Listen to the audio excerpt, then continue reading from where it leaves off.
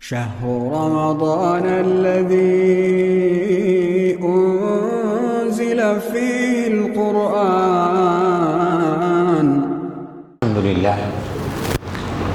الحمد لله رب العالمين، والصلاة والسلام على رسول الأمين وعلى آله وأصحابه أجمعين. بعد تو اب پھر سوال کون کون صورتیں ہوئی ہیں؟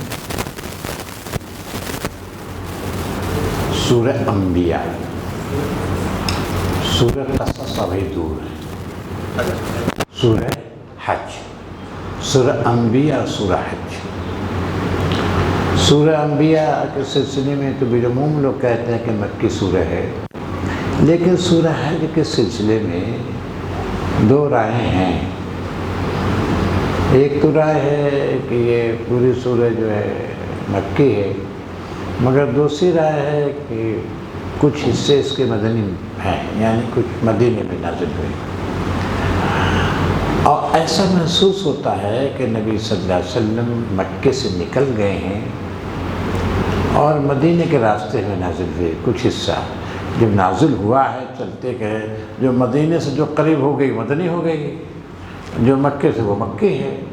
اسے ہجرت کے سفر میں بیان نازل لگتا ہے ایسا ہے، کیونکہ بعض چیزیں ایسی ہیں کہ بہرحال جہاد کا جو ذکر ہو گیا ہے، قتال کا ذکر ہے. یہ پہلی سورہ ہے جس میں قتال اور جہاد کا ذکر ہے، اس سے پہلے کہیں آپ کو نہیں ملے گا. تو پہلی سورہ سورہ انبیاء ہے. سورہ انبیاء کا آغاز کس سے ہے؟ اقترب للناس حسابهم وهم فی غفلۃ معرضون. لوگوں کے حساب قریب آ گیا. دراں کہ آج بھی لوگ غفلت میں ہیں، اعراض کر رہے ہیں، نبی کی باتیں سنتے ہیں، اللہ کا کلام سنتے ہیں، لیکن ماننے کے بجائے بھاگ رہے ہیں. ان کے دل غافل ہیں، لاہیۃ قلوبہم. اور نبی پہ ایمان لانا چاہیے، اس قرآن مجید پہ ایمان لانا چاہیے تو ایمان نہیں لا رہے ہیں، بلکہ مختلف اعتراض ہوتے ہیں. کوئی شاعر بناتا ہے، کوئی جادوگر بناتا ہے، کوئی کچھ کہتا ہے، کوئی کچھ کہتا ہے. یہ ہے صورتحال، اس کا ذکر جو ہے شروع میں ہوا. اچھا، سورہ طٰہٰ کا آخر کیا تھا؟ قل کل متربص فتربصوا. قل کل متربص، کہہ دو ہر ایک انتظار کر رہا ہے. تم بھی انتظار کرو، ہم بھی انتظار کرتے ہیں. کس چیز کا انتظار؟ قیامت کا، یا کہیے کہ آخری گھڑی کا، آخری گھڑی کا، حساب کا. تم بھی انتظار، ہم بھی انتظار. گویا کہ بالکل حساب بالکل قریب آ گیا. تو جب آپ دیکھیں کہ جس چیز پر سورہ طٰہٰ کا خاتمہ ہوا وہی سے اس کا آغاز. اقترب للناس حسابهم. یہ قرآن میں یہ خاص کر دیکھیں، آپ دیکھیں گے بہت سارے صورتوں میں دیکھیں گے ایک سورہ کا جہاں سے اختتام ہو رہا ہے، پھر دوسری کو اسی سے آغاز ہو جائے گا. اب دیکھیے سورہ نجم، سورہ طور کا وادبار النجوم آخر میں، پھر اس کے بعد والنجم اذا ہوا آ گیا. اس طرح سے آپ دیکھیں گے بہت سارے صورتوں میں یہ ملتا ہوا ملے گا، یہ یکسانیت ملے گی آپ کو. تو بہرحال یہ کہا ہے کہ اقترب للناس حسابهم وهم فی غفلۃ معرضون.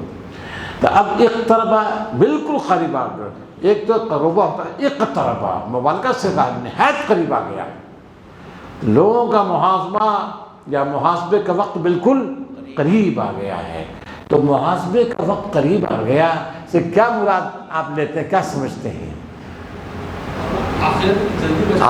آخرت کے جلدی مچا رہے ہیں، اور آخرت کیونکہ نہیں آ رہی، اس میں تاخیر ہو رہی، تو یہ سمجھتے ہیں کہ آخرت آئے گی ہی نہیں. تو کہا گیا ہے بالکل قریب ہے، بالکل قریب ہے.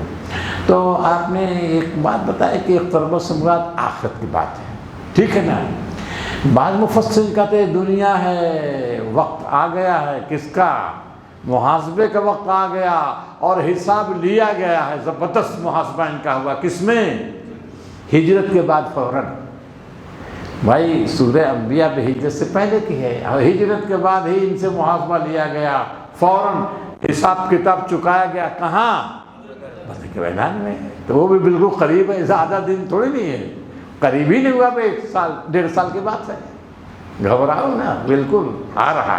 تو بعض مفسرین یہ بھی لیتے ہیں کہ جو ہے اشارہ ہے کہ ادھر غزوہ بدر کی جانب محاسبہ قریب ہے، کیونکہ ہجرت ہونے والی ہے، اور ہجرت کے بعد کیا ہوتا ہے؟ ہجرت کے بعد اللہ کا اذان آتا ہے، محاسبہ شروع ہو جاتا ہے، جس طرح قوم نوح، قوم عاد، قوم ثمود کا محاسبہ ہوا ہے۔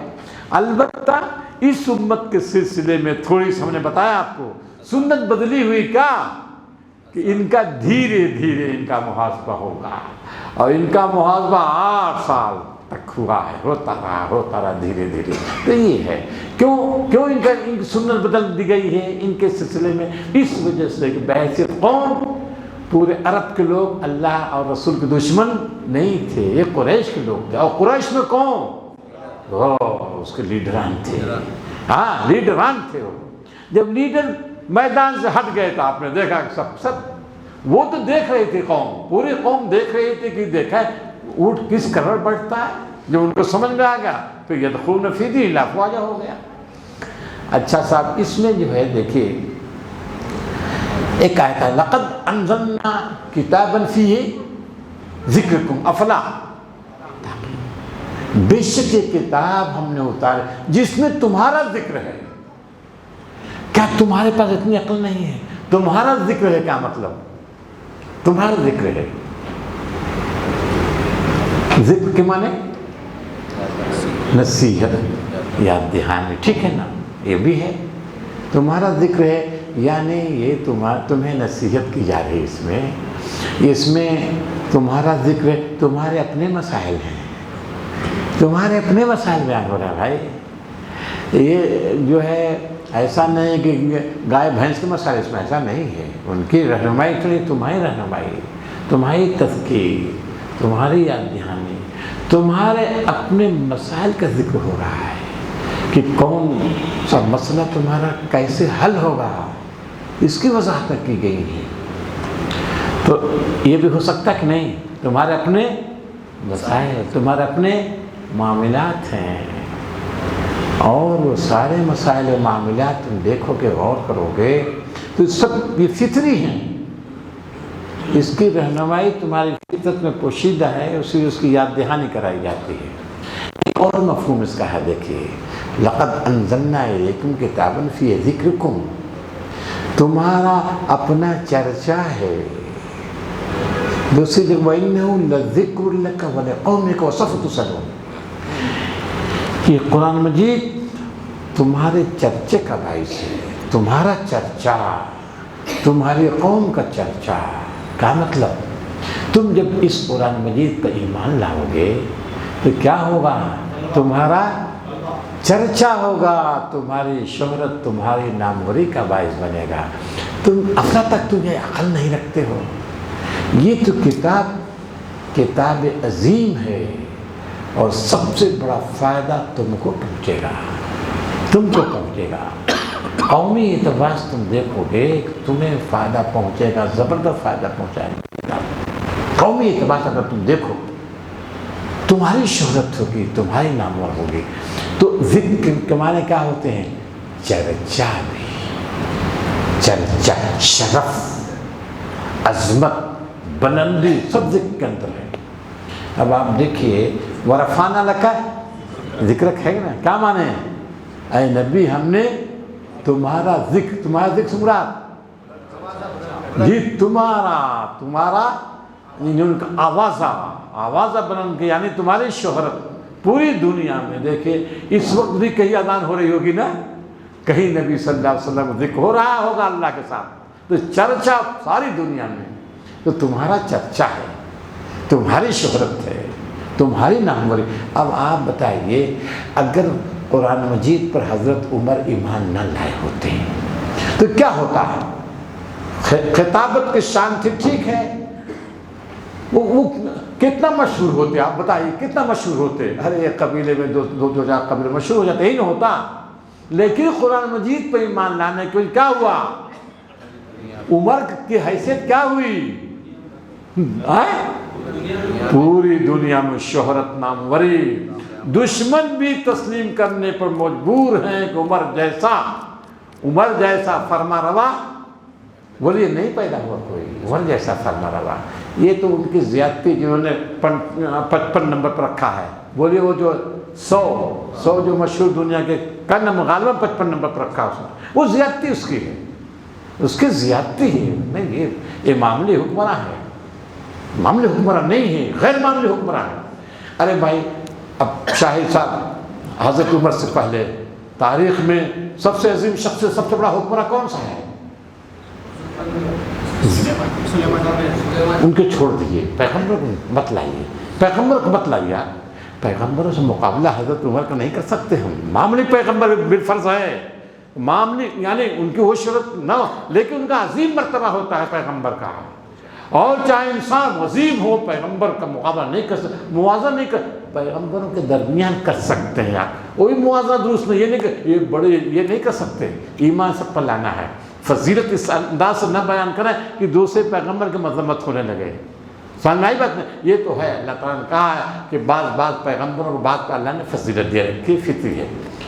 تو بھائی یہ جو ہے حضرت عمر کا مقام جو ہے, یہ جو ہے وہ سکندر, جی سکندر ہے, سکندر کی اہمیت ہے. اعظم کہتے ہیں. ہاں سکندر اعظم ہے, سکندر اعظم ہے. جی قیصر ہے, ٹھیک ہے. سکندر اعظم بڑا قیصر نہیں, سکندر اعظم فاتح, دنیا کا فاتح. لیکن ہاں چنگیز خان, ٹھیک ہے. یہ سکندر اعظم کا مقابلہ سب بونے ہیں. سکندر اعظم جتنا بڑا بولیے سب بڑا ہے, لیکن اس کے پتہ نہیں کتنے مشیر رہتے تھے. سمجھ لیجیے آپ کتنے مشیر رکھتا تھا وہ سکندر اعظم. چھوڑ دیجیے سکندر, اکبر لیجیے, بہت بڑا حکمراں دنیا کا ہے. ہندوستان میں حکمراں مثالی حکمراں ہیں بعض پہلوؤں سے اکبر. لیکن اکبر کی حکومت کو چلانے والے کون لوگ تھے؟ کون لوگ تھے بولیے؟ 9 رتن, 9 ہیں اس پہ, آزو بازو میں 9 ہیں صاحب, ہے کہ نہیں؟ 9 چلا رہے ہیں ان کی حکومت. اسی طرح آپ دیکھیں گے جتنے بھی ہیں, جتنے خود یہ دیکھیے محمد تغلق, یہ کیا نام ہے آپ کا, محمود غزنوی. محمود غزنوی کے ساتھ کون ہے؟ ایاز تو ہے ہی ہے, ایاز ہے, یقیناً ایاز ہے.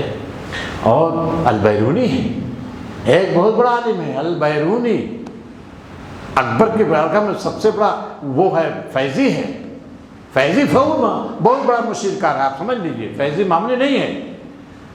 اکبر کے دربار کا جو سب سے بڑا عالم, اپنے زمانے کا دنیا کا ماہر ہے وہ عالم. آپ سمجھ لیجئے, ہم لوگ مذمت کرتے ہیں اکبر کی اور اس کی, لیکن اس کے فیضی کے علم و فضل کا قائل دنیا ہے. آپ سمجھ لیجئے, تسلیم کرنا پڑے گا. کیا لاجواب ہے.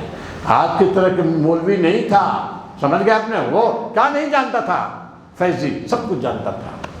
تو وہ ہے اس کے رہنے ملت ہے. تو ہر جگہ آپ دیکھیں کچھ نہ کچھ ہیں, ہے کہ نہیں؟ لیکن عمر فاروق کے اندر کیا کچھ ہے کیا؟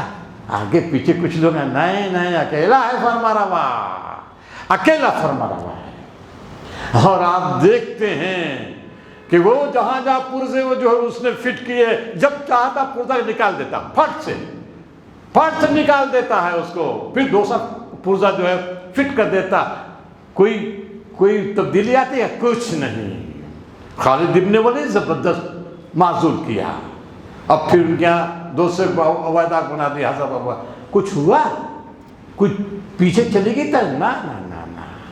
اسی طرح دیکھیں حضرت سعد بن ابی وقاص, مشہور صحابی ہیں, غیر معمولی, بہت جری ہیں. پھٹ سے ہٹایا, دوسرے کو بنا دیا. وہ پرزوں کو ہمیشہ بدلتا, اکیلے. نہ کہیں فیضی ہے, نہ کہیں ارسطو ہے. ارسطو تھا اس زمانہ, کوئی ارسطو نہیں ان کے ساتھ, کوئی فیضی نہیں ہے, کوئی البیرونی نہیں ہے. اکیلا وہ شب کر رہا ہے. یہ کہاں سے پیدا ہو گیا؟ کہاں سے پیدا ہوا؟ یہ قرآن مجید کی تخلیق, قرآن مجید کی تخلیق تھی. ایسے قرآن مجید نے پیدا کیا. تو لقد انزلنا الیک بذکرکم, تمہارا چرچا ہے, تمہاری شہرت. خالد ابن ولید ایمان لانے کے بعد بتائے ان کا مقام کتنا بلند ہو گیا. حافظ میراث صاحب دنیا کا اتنا صفہ صلات، اتنا بڑا صفہ صلات آج تک نہیں ہوا۔ کس کی دین ہے بھائی؟ اسلام کی، قرآن مجید کے دین ہے۔ تو بتاؤ تمہارا یہ حرف، تم رہ گئے، تم گڈریے لوگ تھے، لیکن کیا ہوا یہ گڈریے؟ قرآن مجید کی برکت ہی تو تھی کہ یہ گڈریوں کا عالم کا سلطان بنایا، وحوش و بہائم کو انسان بنا دیا۔ امام کی ضد ہوئی نہیں، تمہارا چرچا، تمہاری شہرت، تمہاری ناموری دنیا میں پھیل گئی۔ افلا تعقیل، اتنی موٹی سی بات تم کو نہیں سمجھ آ رہی ہے، اب تم اس قرآن مجید کی مخالفت کر رہے ہو، اس نبی کی مخالفت کر رہے ہو۔ سب سے بڑا فائدہ اس قرآن مجید کا، سب سے بڑا احسان تو اے عرب تم پر ہے کہ نہیں؟ عربوں کو سب سے زیادہ ہے، اب تم مخالفت کر رہے ہو۔ یہ دیکھیے شروع میں ہے، اور پھر اس کے بعد جو ہے مختلف انداز سے ذکر کیا ہے، اور جیسا کہ مکی صورتوں کا انداز ہے، توحید کو بیان کرتا ہے، اس کے دلائل دیتا ہے، اور توحید کے جو دلائل ہیں بالکل فطری دلائل دیتا ہے۔ کہتا ہے لو کان فیہما آلہۃ، حافظ صاحب، الا اللہ لفسدتا، اگر اس کائنات میں ایک اور دو خدا ہوتا تو کیا ہوتا؟ نظام درہم برہم ہو جاتا، نظام درہم برہم ہو جاتا۔ محمد صاحب کہتے ہیں دو خدا ہوتا نظام درہم برہم ہو جاتا ہے نا۔ تو سوال یہ ہے کہ وہ جو مانتے ہیں بہت سے مانتے ہیں کہاں نظام، ہم تو مانتے ہیں نظام درہم برہم کہاں ہو رہا ہے؟ کیا جواب دیں گے آپ؟ کہیں گے ہم تو مان رہے ہیں کہ بہت سے خدا ہیں، 36 کروڑ خدا ہیں، یہ کہاں نظام درہم برہم ہو رہا ہے؟ کیا جواب دیں گے؟ ہے ہی نہیں، تمہارا فرض ہی غلط ہے بھائی، وہ ہے ہی نہیں، ہے ہی نہیں، وہ ایک ہی خدا ہے۔ اگر دو خدا ہوتے تو پھر نظام درہم برہم ہو جاتا۔ اچھا اگر یہ کہہ دے 36 کروڑ مان لیجئے، 36 کروڑ ہیں، اور کہا جائے سب کے سب آپس میں متحد ہو گئے، نظام مل کر چلا رہے ہیں، بولے یہ کوئی کہہ سکتا ہے نا؟ یا دو خدا مان لیجئے، دونوں خدا کیا ہیں؟ کہ دونوں آپس سے اتنے متحد ہو گئے ہیں، جو ایک چاہتا ہے وہ دوسرا بھی چاہتا ہے نا؟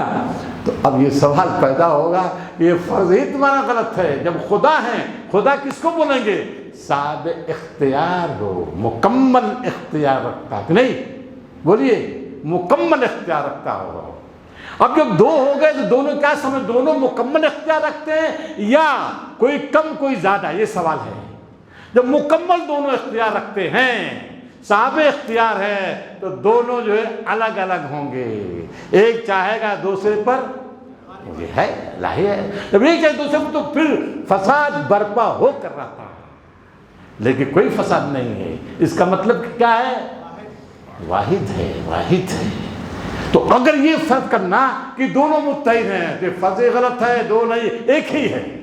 بولیے، کیونکہ ماننا پڑے گا خدا اگر ہے اختیار، جی صاحب اختیار اگر مان لیا جائے گا تو ٹکراؤ ضرور، نہ خدا نہیں ہو، ورنہ خدا ہو ہی نہیں سکتا۔ خدا کا مطلب کہ غالب ہو، جب دو بنا لیا تم نے اس کو غالب ہونا چاہیے، جب غالب ہوگا تو ٹکراؤ لازم ہے، چاہے گا نہ، اور کوئی ٹکراؤ نہیں۔ اس کا مطلب کیا ہے کہ تمہارا فرق کرنا غلط ہے، ایک ہی خدا ہے۔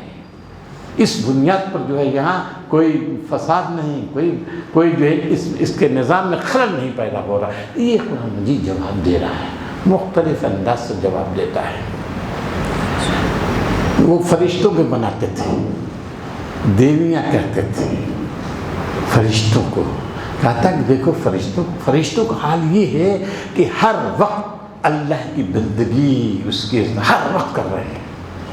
اور پھر کہتا اگر کوئی فرشتہ بالفرض کہہ دے کہ ہم اللہ کے موقع ہم بھی معبود ہیں تو اس کو ہم ٹھیک جہنم میں فذالک نجزی جہنم، اس کو ہم جہنم میں جھونک دیں گے۔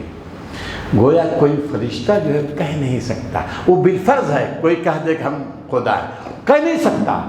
فرضی ایک چیز کہے، اگر کہہ دو بالفرض تو فرشتہ بچ نہیں سکتا اللہ کی سزا سے، اس کی گرفت سے۔ فذالک نجزی جہنم۔ یہ پھر اس کے دلائل بھی دیتا ہے کہ دیکھو وہ زمین کو دیکھو، آسمان کو دیکھو، ایک ہی خدا کی، ایسا نہیں کہ آسمان کسی اور کی خدائی میں ہو، زمین کسی اور کی خدائی میں نہیں، دونوں کا خدا ایک ہی، دونوں کا مالک ایک۔ دیکھو اولم یری الذین کفروا ان السماوات والارض کانت رتقا، دونوں کے منہ بند تھے، ففتقنا، تو پھر کیا کیا ہم نے دونوں کو کھول دیا۔ آسمان کا منہ بند تھا، کیا کر دیا، کیسے کھولا حنیف بھائی؟ آسمان کا منہ بند تھا، کھول دیا، کیسے؟ بارش وہاں سے برسائی، بوندیں پڑی۔ زمین کا منہ بند تھا، اس کو کھول دیا، کیسے؟ پودے اگائے، تم دیکھتے نہیں کہاں طرف، ففتقناهما وجعلنا من الماء كل شيء، پانی سے ہر شے کو زندہ کیا۔ معلوم یہ ہے کہ آسمان خدا کوئی ہوتا، زمین خدا کوئی ہوتا تو پھر ٹکرا ہوتا۔ زمین کا خدا کہتا ہم کو پانی نہیں چاہیے، بولیے پانی نہیں چاہیے، کہہ سکتا تھا، اور وہ کہہ سکتا تھا کہ ہم تم کو سیلاب ہی دیں گے۔ آپ بتائیے، بھدے کا پانی بہت ہمارے یہاں جو ہوگا دیکھتا نا، کاویری کو چھوڑ دیتے پانی کا، واقعہ بہت پانی ہو گیا، چھوڑ دیتا تھا، تباہی۔ تو یہ ایسا نہیں ہے، دونوں پر ایک ہی حکومت ہے۔ زمین پھر کہتا ہے، قرآن جگہ جگہ کہتا ہے کہ دیکھو جو مختلف چیزیں ہیں اور اس میں جو سازگاری ہے، توافق ہے، وہ کیا ہے؟ ایک ہی خدا کی حکومت اور کار فرمائی ہے، دو نہیں ہو سکتے۔ تو اس میں جو ہے سورہ انبیاء نے اس کو پیش کیا ہے۔ پھر آخر میں جاتے حضرت ابراہیم کا قصہ پیش کیا ہے، ان کی توحید کا قصہ کہا کہ دیکھو، اور حضرت ابراہیم کی شخصیت کو اور ان کی دعوت کو، دعوت توحید کو ان کے سامنے کیوں پیش کیا، بتا سکتے ہیں آپ کیوں پیش کیا حضرت ابراہیم کو؟ ہاں جی، ہاں کیوں؟ محمد صلی اللہ علیہ وسلم سے بتا، کیونکہ ابراہیم پر بڑا فخر تھا ان کو، کہتے تھے ہم آل ابراہیم ہیں۔ قریش کے لوگ، عرب کے لوگ اپنے آپ کو آل ابراہیم کہتے تھے، بڑا فخر تھا۔ تو آپ دیکھتے ہیں کہ ان کے سامنے، عربوں کے سامنے حضرت ابراہیم کا قصہ پیش کرتا ہے کہ دیکھو حضرت ابراہیم بت پرست نہیں تھے، حضرت ابراہیم مختلف خداؤں کو نہیں مانتے تھے جس سے تم مانتے ہو، بلکہ وہ ایک خدا کو مانتے تھے۔ پھر اس کے بعد ان کا قصہ بیان کیا ہے، معلوم ہے آپ کو، توحید کا، اور اس انداز سے قصہ پیش کیا ہے کہ توحید کی تعلیم اور بتوں کے بے بسی بالکل نکھر کر سامنے آ گئی۔ معلوم ہے آپ کو، میلے میں قوم جا رہی تھی، ان کو لے جانا چاہنے کا نہیں جائیں گے، ہاں ادھر گئے میلے، قصہ جو بیان کیا جاتا ہے قرآن میں سب نہیں سمجھ لیجیے، وہ نہیں گئے میلے، بس وہ جب ادھر گئے بت خانے میں گھستے ہیں، سب کو توڑ دیتے ہیں اور ایک بت پر کلہاڑی رکھ دیتے ہیں، ایک بت کو چھوڑ دیا، اسی پر کلہاڑی رکھ دیا، اس کو قوم جب آئے، ارے جی کس نے کیا؟ لوگوں کا ایک تو ابراہیم تقریر کر رہا تھا ان کے خلاف، وہی ہوگا، ان کو بلایا گیا۔ جب ابراہیم آتے ہیں تو کیا پوچھا؟ قالوا من فعل هذا بآلهتنا یا ابراہیم، اے ابراہیم ہمارے بتوں کے ساتھ یہ سلوک کس نے کیا ہے؟ تو احمد بھائی کیا کہا انہوں نے، حضرت ابراہیم نے؟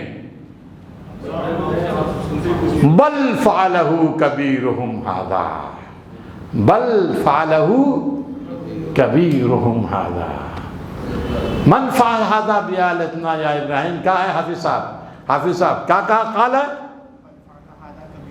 بل فعلہ کبیرہم ھذا۔ حافظ صاحب آپ کہاں رکے تھے بتائیے، پڑھتے ہوئے کہاں رکے تھے آپ؟ فعلہ پر رک گئے تھے، جملہ پورا نہیں تھا، کہاں رکنا چاہیے تھا؟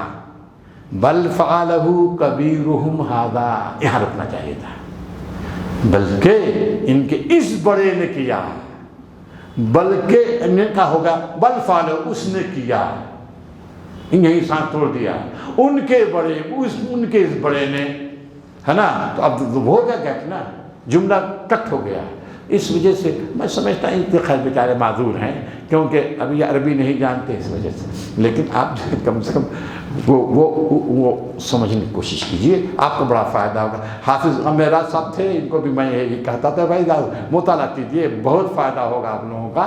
ہاں تو یہ بیچ میں جو کٹ جا رہا ہے نا، بیچ میں کٹ جا رہا ہے، اس کی وجہ یہی ہے کہ ترجمہ آپ نہیں دیکھ رہے ہیں۔ محمد صاحب پڑھتے تو وہ ایسا نہیں کر سکتے تھے، محمد یہ غلطی نہیں کر سکتے کیونکہ وہ سمجھتے ہوئے چلیں گے۔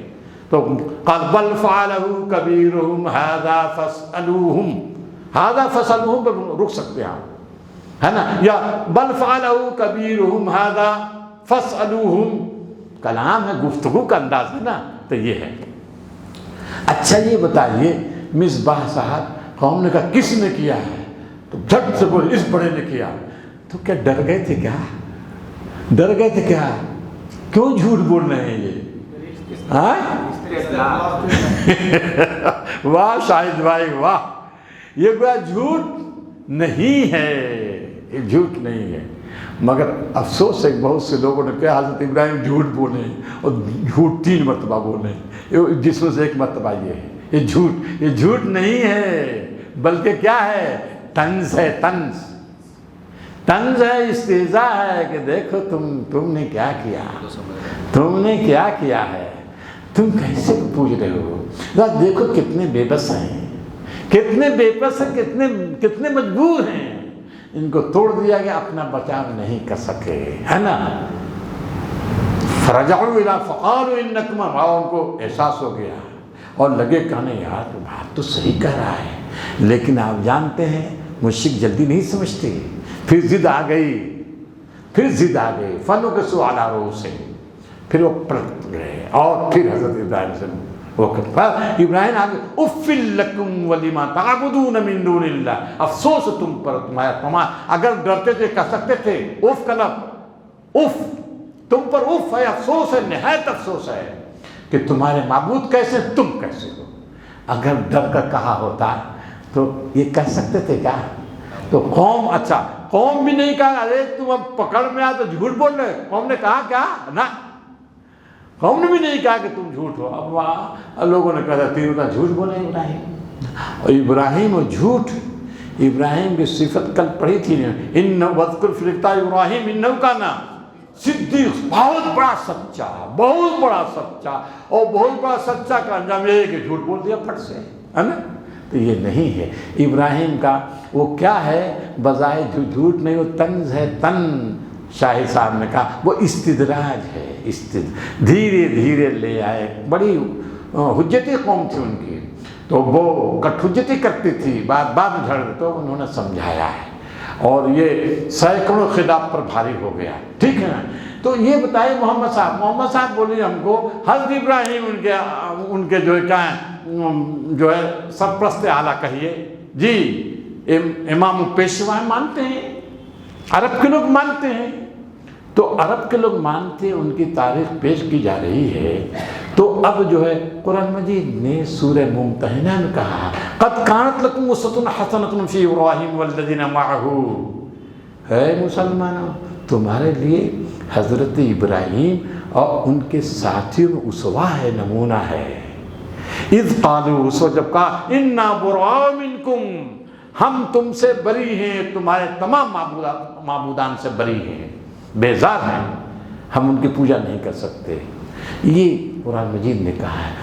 اب سوال یہ ہے کہ جب ایسا ہے تو کیوں نہیں بت کو توڑا نبی صلی اللہ علیہ وسلم نے، جب پیشوا ہے، اور قرآن مجید کہتا ہے کہ ابراہیم کی زندگی میں اسوہ ہے، تو نبی صلی اللہ علیہ وسلم کو بت توڑنا چاہیے تھا نا، توڑ دیا کیا؟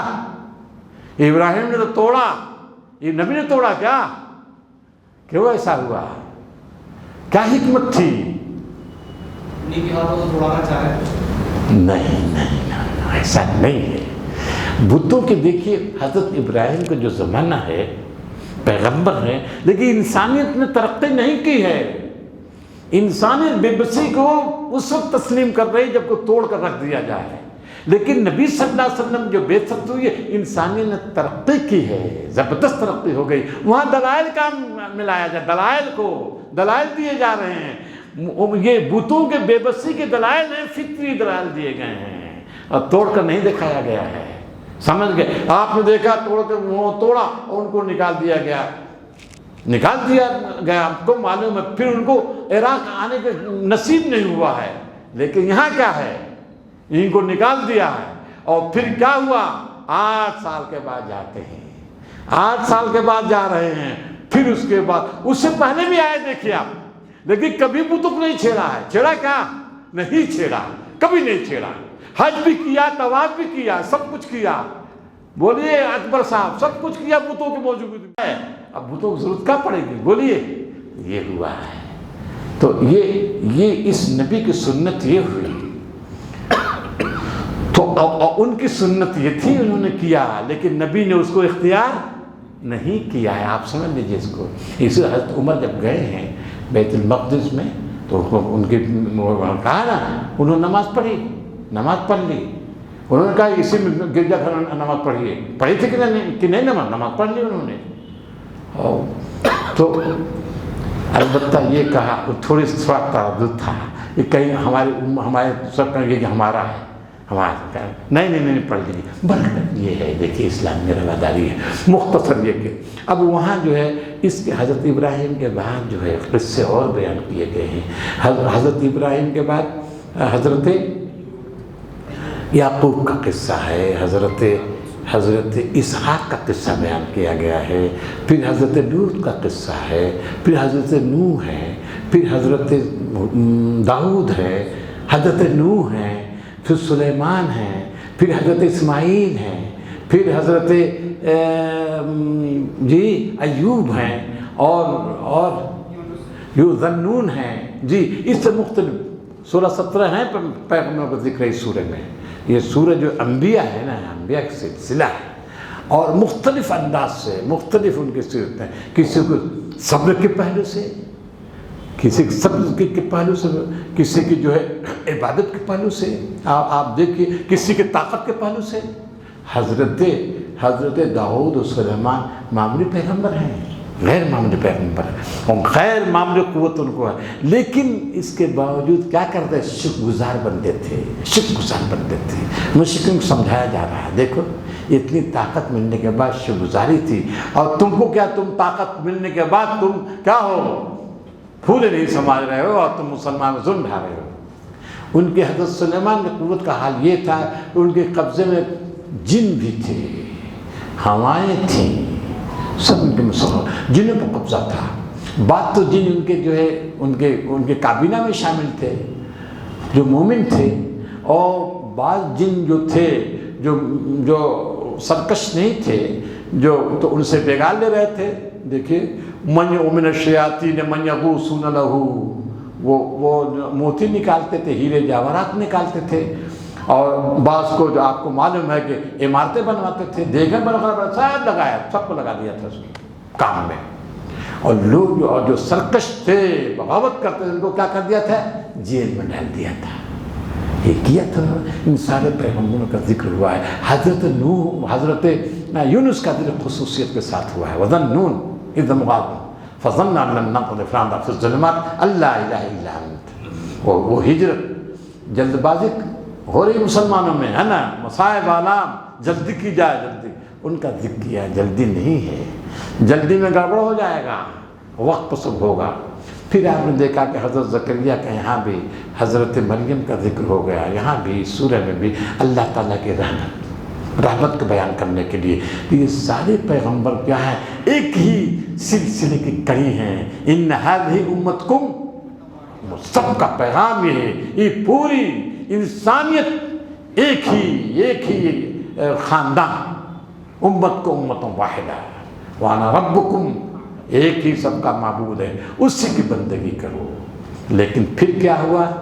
دھیرے دھیرے انسان مختلف ٹکڑیوں میں بٹ گیا ہے، انسانیت بٹ گئی. پھر اس سورہ میں دیکھیے آخر میں آیا ہے نبی صلی اللہ علیہ وسلم پہ، وما ارسلناک الا رحمت للعالمین. نبی ہم نے تم کو رحمت للعالمین بنا کر بھیجا ہے، ساری انسانیت کے لیے تم کو رحمت للعالمین بنایا ہے. تو اس سورہ میں نبی صلی اللہ علیہ وسلم کے اس پہلو کو بھی واضح کیا گیا ہے. اس کے بعد کون سورہ ہے؟ سورہ حج ہے۔ اب دیکھیں یہاں جو ہے آغاز سورہ انبیاء کیسے تھا؟ اقترب للناس حسابهم وهم فی غفلۃ معرضون، اور سورہ حج کا آغاز کس سے؟ یا ایھا الناس اتقوا ربکم ان زلزلۃ الساعۃ شیء عظیم، اے ایمان والو ڈرو، کس سے؟ زلزلہ، گھڑی کے زلزلہ سے، یعنی جو آخری گھڑی ہے اس کے زلزلہ سے ڈرو۔ ابھی وہاں تو قریب ہے، یہاں کیا زلزلہ گویا آ گیا، اور نقشہ ایسا کھینچا ہے معلوم ہوا کہ زلزلہ بالکل نگاہوں سامنے ہو جائے۔ ان زلزلۃ الساعۃ شیء یوم ترونها تذهل كل مرضعۃ عما، اتنا سنگین اور عظیم حادثہ ہوگا کہ دودھ پلانے والی عورت اپنے بچے سے غافل ہو جائے گی۔ ماں کبھی غافل نہیں ہو سکتی، بولیے، مگر اتنا شدید جھٹکا ہوگا کہ ماں اپنے بچے کو چھوڑ دے گی۔ اور تو وتر الناس سکارا، اور اے مخاطب لوگوں کو دیکھا کیا مجنون ہیں، دیوانے ہیں۔ یہ دیوانگی نشے شراب کی وجہ سے نہیں ہے، بلکہ وہ ہولناکی کی وجہ سے ہے۔ ولیکن عذاب اللہ شدید۔ پھر کہتا ہے آخرت کا انکار کیوں کرتے ہو؟ اب دیکھیں عقل ڈال دیتا ہے، آخرت کا انکار کیوں کہتے کہ آخرت نہیں ہوگی؟ بتاؤ، انکار کیا تمہارے پاس دلیل ہے؟ تمہارے پاس کوئی دلیل نہیں ہے۔ دلیل دے رہا ہے آخرت کے وقوع کی۔ کیا دلیل دے رہا ہے؟ یا ایھا الناس، حماد صاحب، یا ایھا الناس ان کنتم فی ریب من البعث، اے لوگو کیسے تم شک کر رہے ہو قیامت کے سلسلے میں کہ قیامت نہیں آئے گی؟ تم غور نہیں کرتے ہو کہ ہم نے تم کو کس سے پیدا کیا؟ نطفہ سے، کچھ نہیں تھے تم، ہم نے تم کو نطفے سے پیدا کیا، ثم پھر من علقہ، ثم من مضغہ، پھر مخلقہ اور غیر مخلقہ، مکمل ہوتا ہے، کبھی کبھی ساقط ہو جاتا ہے، اور پھر ہم ایک خاص مدت تک اس کو رحم مادر میں رکھتے ہیں، ثم نقیر، پھر اس کے بعد کیا ہے؟ پھر پیدائش ہوتی ہے۔ کچھ کو اسی وقت پیدائش کے بعد ہم مار ڈالتے ہیں، اور کچھ زندہ رہتے ہیں۔ کہاں تک زندہ رہتے ہیں جی؟ یہاں تک کہ وہ اس طرح جل ہو جاتے ہیں کہ سب کچھ جاننے کے بعد کچھ نہیں جانتے۔ یہ دیکھیے، یہ نقشہ کھینچا ہے۔ تو تم بتاؤ، جب نطفہ، تم کو کسی چیز میں اختیار تھا؟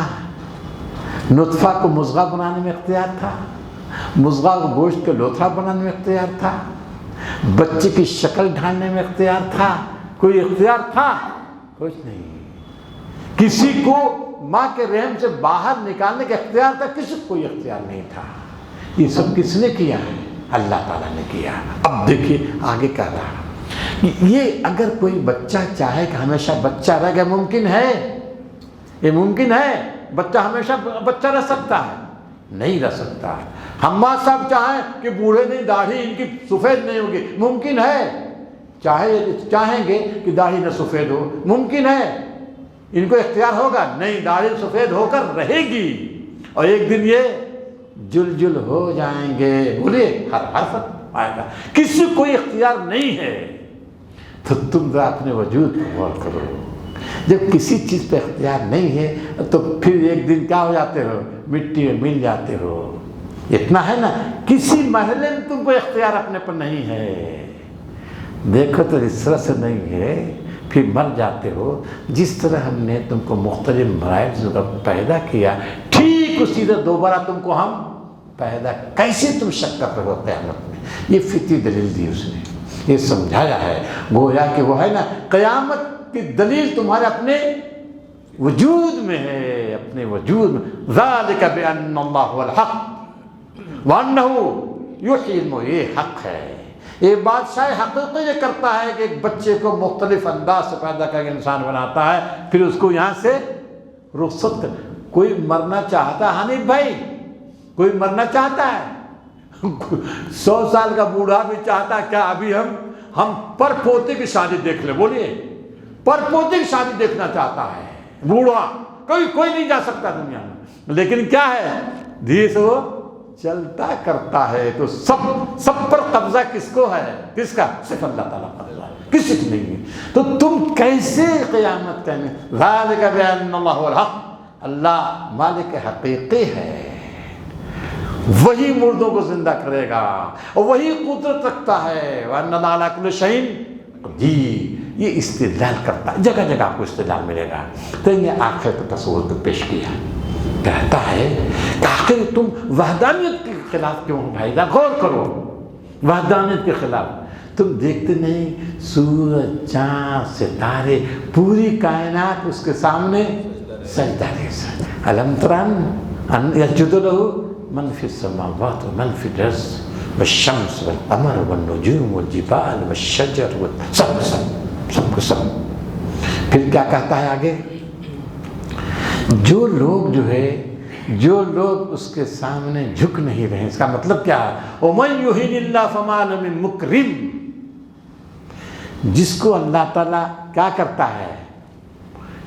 یوہین کے معنی توہین کرتا ہے، جس کے مرتبہ وہ گرا دیتا ہے وہی کیا کرتا ہے؟ تو اس کو پھر کوئی اٹھانے، کوئی عزت بخشنے والا نہیں ہے، اس کی کوئی تکریم کرنے والا نہیں ہے، اس کا مقام گر گیا، اس کے مقام کی بلندی کی چیزوں پوشیدہ ہے۔ مقبول صاحب، انسان توحید میں پوشیدہ ہے۔ جو شخص موحد ہوتا ہے، خدا کا بندہ ہوتا ہے، اسی کی بندگی کرتا ہے، تو گویا کہ اس کا مقام کہاں ہے؟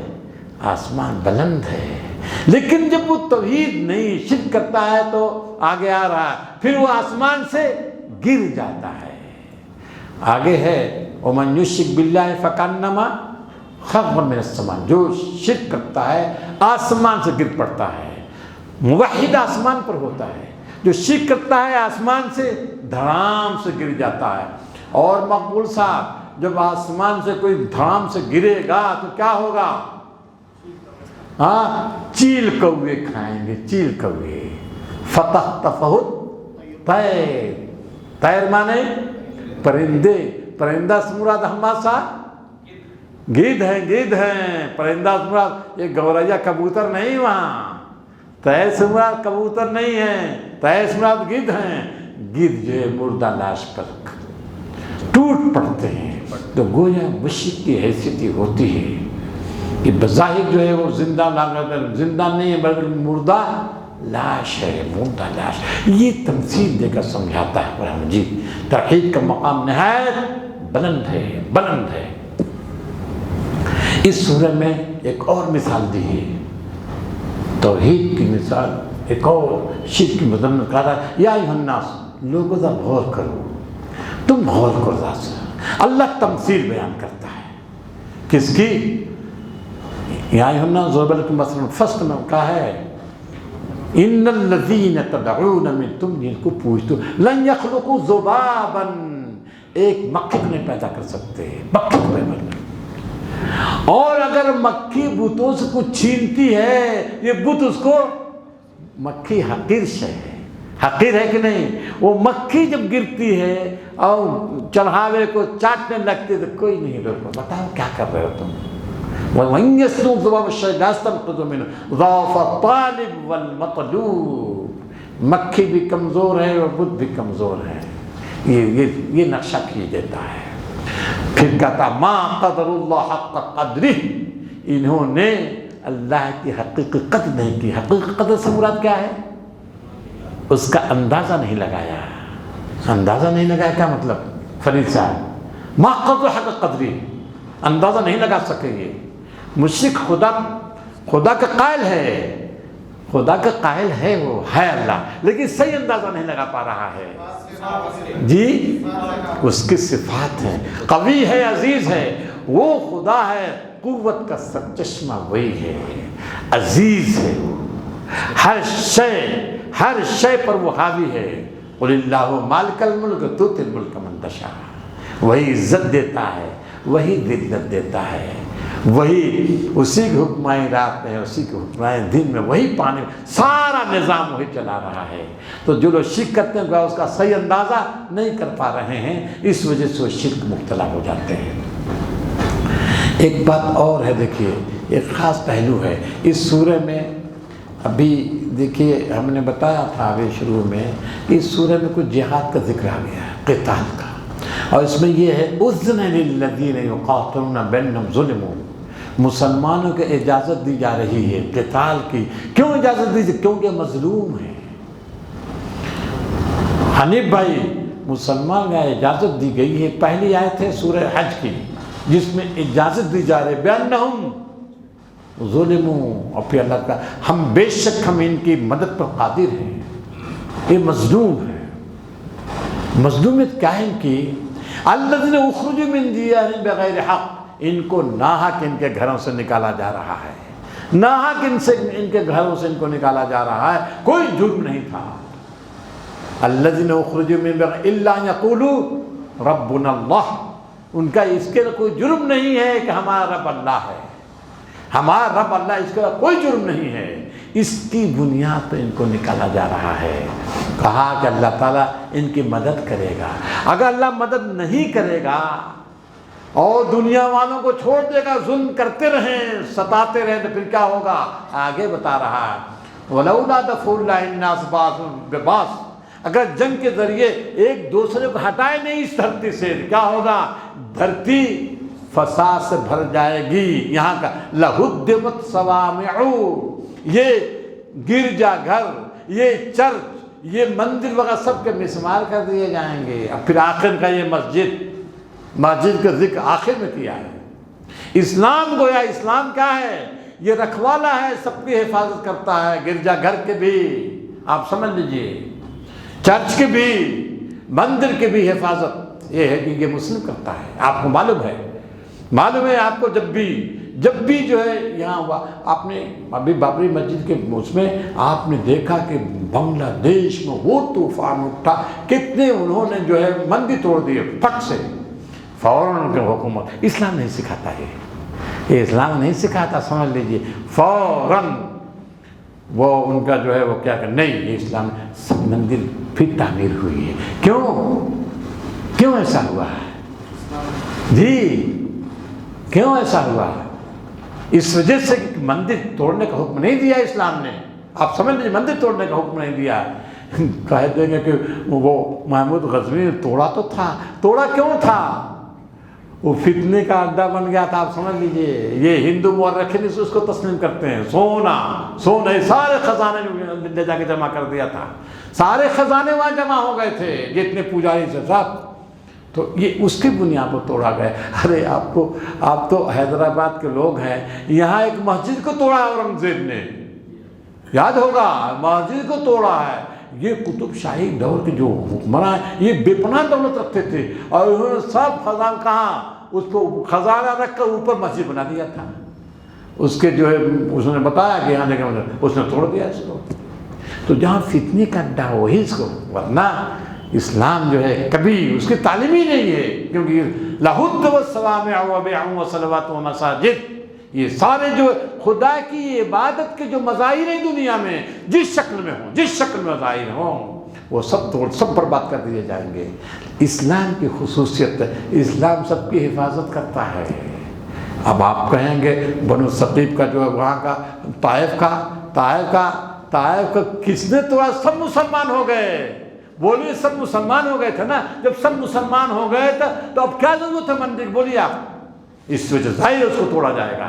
توڑ دیا انہوں نے. اور اس وقت ہمت نہیں پڑ رہی تھی، ہمت نہیں پڑ، ابھی نو مسلم تھے. اور یہ صاحب اتنا بڑا بت عربستان کا تھا بہت. تب نبی صلی اللہ علیہ وسلم حضرت خالد کو بھیجا، جب جا کر انہوں نے توڑا اس بت کو.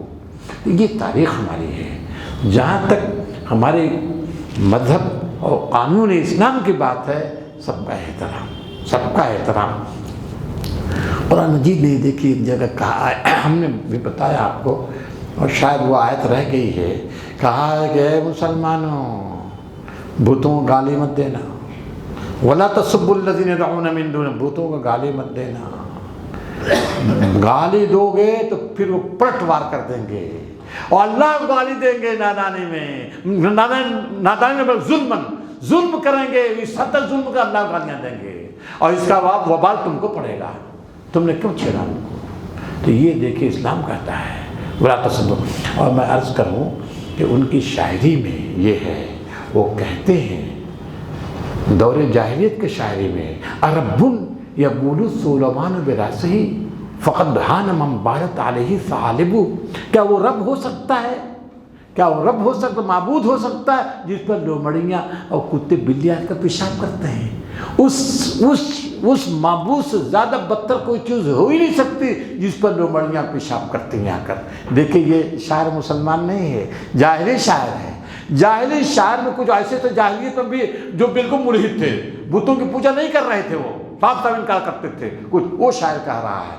یہ تعبیر موجود ہے نبی صلی اللہ علیہ وسلم زمانے میں، آپ یاد رکھ، لیکن قرآن مجید میں یہ تعبیر نہیں اختیار کی گئی، جبکہ ادب میں ہے، ان کے لٹریچر میں یہ ہے، یہ تعبیر موجود ہے. تعبیر اختیار کر لی جاتی بولے کہ، لیکن نہیں کی گئی. کیوں؟ اسلام نہیں سکھاتا ہے. ولا تسبوا الذین يدعون من دون اللہ. البتہ تنقید کی گئی ہے. تو ان کی کیوں پوجا کرتے ہو جو نہ تو سنتے ہیں، نہ دیکھتے ہیں، نہ چلتے. آپ نے دیکھا ہاتھ ہیں لیکن پکڑتے نہیں، یہ تو ہے.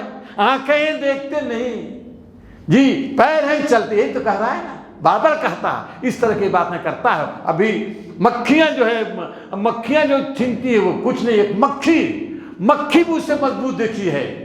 تو اس طرح سے تمثیلیں دیتا ہے. تو میرے دوستو، اب یہ ہم اگر دیکھیں کبھی کبھی جو یہ سوچنا ہے ہم کو، اب آپ دیکھیں ہم یہ نہیں کہہ سکتے، یہ دعوت کے خلاف ہو جائے گا.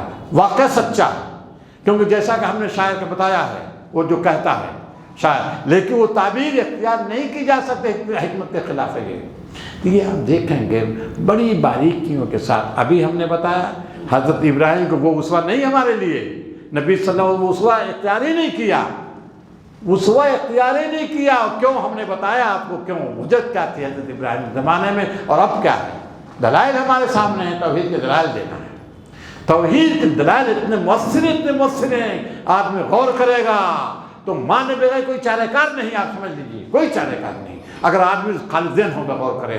قرآن مجید جو توحید کی تعلیم دیتا ہے اس کے دلائل جو دیتا ہے، توحید کے دلائل انبار لگا دیا قرآن مجید مختلف انداز سے. تو کوئی خالص ذہن ہوگا اگر قرآن مجید غور کرے، آپ یقین مانے بغیر چارہ کار نہیں. یورپ امریکہ میں جو اسلام پھیل رہا ہے اس کی بنیادی وجہ یہ ہے، وہ دیکھ رہے ہیں کہ فطرت کی پکار ہے، فطرت کی آواز ہے. تو میرے دوستو، قرآن مجید کو ہم پڑھیں، سمجھ کر پڑھیں، اس کے جو دلائل ہیں ان کو لوگوں کے سامنے پیش کریں، اور برادران وطن کے سامنے قرآن کے جو دلائل ہیں، توحید کے جو دلائل فطری دلائل ہیں، ان کو ہم پیش کریں. آپ یقین مانیے قرآن مجید نے سورہ قل فللہ الحجۃ البالغہ، کہہ دو کہ اللہ کے لیے یا توحید کے لیے ایسے دلائل ہیں جو مؤثر، بالغہ مانے مؤثر دلائل رکھتا ہے قرآن مجید. قرآن مجید کے دلائل نہایت محکم ہے، مؤثر دلائل ہیں، اثر کرنے والے ہیں. تو ہم کو قرآن مجید کے دلائل پیش کرنا ہے. دلائل کے آپ کے دلائل میں کوئی جواب نہیں ان کے پاس. اور مزید آیتیں آ رہی ہیں، سورہ جو ہے اور دوسری صورتیں جو آ رہی ہیں، آپ نے قصص کا بھی ذکر کیا، بہت ساری صورتیں ہیں جو دلائل مختلف انداز سے پیش کرتی ہیں. اللہ تعالیٰ سے دعا ہے کہ ہم کو حافظ اور توفیق عطا فرمائے کہ ہم قرآن مجید کو سمجھ کر پڑھیں، عمل کریں، اور اس کی جو دلائل ہیں دنیا کے سامنے پیش کریں. ربنا آتنا فی الدنیا حسنۃ وفی الآخرۃ حسنۃ وقنا عذاب النار. وصلی اللہ تعالیٰ علی خیر خلقہ محمد وعلی آلہ وصحبہ اجمعین برحمتک یا ارحم الراحمین.